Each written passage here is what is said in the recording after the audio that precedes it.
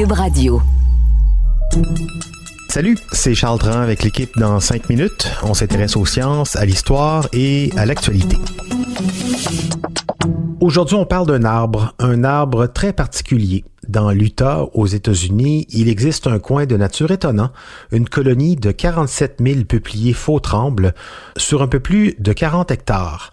On dirait une forêt, sauf qu'il s'agit en fait d'un seul arbre unique. Tous les troncs qu'on voit sont en fait génétiquement identiques, issus du même réseau de racines interconnectées sous la terre. Cet organisme, on lui a même donné un nom, Pando, qui en latin signifie « je m'étends ». Bien trouvé puisqu'il s'agit de l'organisme vivant le plus étendu du monde.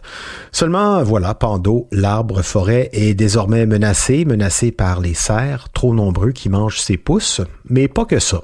Quelles sont ces menaces? Qu'est-ce qu'on peut faire pour sauver Pando? Baptiste Zapirin fait le point et revient aussi sur la naissance de cet arbre étonnant qui en a vu d'autres. Pando bat tous les records. C'est l'organisme vivant le plus massif et le plus âgé du monde. On estime qu'il pèse 6000 tonnes et qu'il est âgé de, on ne sait pas trop, 14 000 ans. Certaines estimations vont même jusqu'à 80 000 ans. En fait, c'est impossible de l'affirmer avec certitude, il n'y a pas de méthode scientifique fiable pour le dire. C'est aussi, on l'a dit, le plus étendu, organisme vivant, 43 hectares. Une anomalie qui est liée au climat très sec de l'Utah. Ce climat ne permet pas de faire germer des graines, des semences de peupliers faux-trembles. Impossible donc d'envisager une forêt ici, avec plein d'arbres venus de plein de semences différentes. Mais Pando, la plante, elle s'est adaptée. Elle est née à une époque où le climat était plus humide, donc Pando a pu germer, sans doute à partir d'une graine tombée de notre peuplier faux-tremble. Mais comme depuis le climat a changé, les graines ne peuvent plus germer. Alors Pando s'est développé autrement, en développant des bourgeons que l'on trouve dans ses racines peu profondes.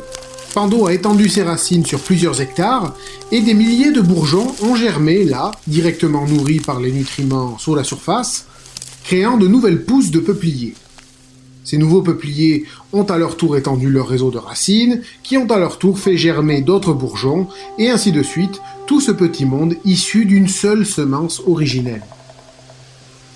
On se retrouve donc aujourd'hui avec 43 hectares peuplés de 47 000 arbres, une colonie de 47 000 clones en fait, génétiquement identiques. Et sous ces peupliers faux-trembles, avec leurs troncs blancs et leurs petites feuilles de couleur vive, il y a tout un écosystème qui s'est développé, 68 espèces végétales et de nombreux animaux vivent à l'ombre de leur feuillage, des renards, des castors, des oiseaux. Tout cet écosystème repose sur le fait que les peupliers restent sains et bien droits, ce qui apporte donc une lumière particulière. Sauf que, même si Pando ne risque pas d'être abattu, puisqu'il est protégé par les services forestiers américains, il est menacé par d'autres facteurs. Les cerfs et les wapitis sont les plus grandes menaces. Et oui, ils sont désormais trop nombreux et ils raffolent des jeunes pousses de Pando.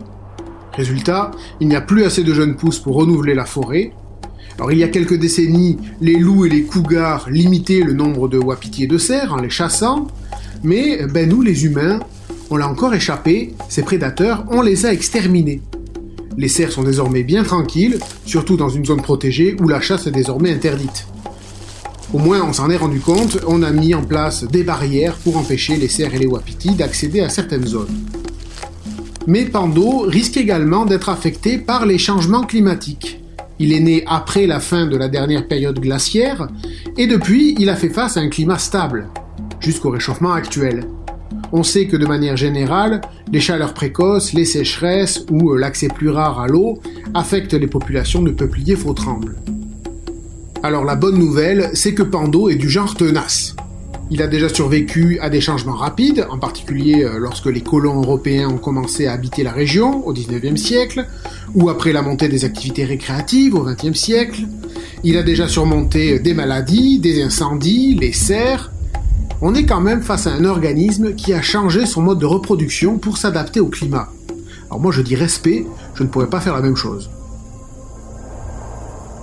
Oui, et les scientifiques continuent d'étudier les secrets de la ténacité de Pando, sa résistance au climat difficile et à toutes sortes de problèmes qu'il a surmontés, parce que ça pourrait nous servir pour mieux connaître les impacts de l'environnement, pour mieux savoir comment changer la trajectoire de ce climat que nous avons fait dérailler d'une manière ou d'une autre par nos activités envahissantes.